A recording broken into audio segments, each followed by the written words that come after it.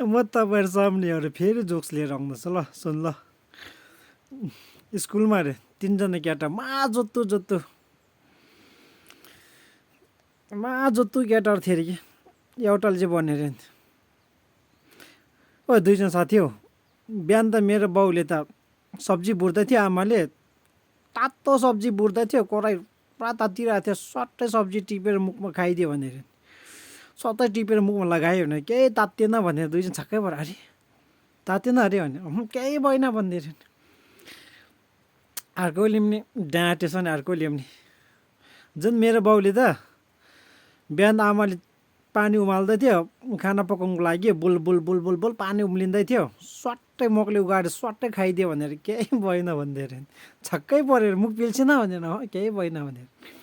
अर्कोले पनि जोतिदिएछ नि जुन मेरो बाउले त बिहानै उठेर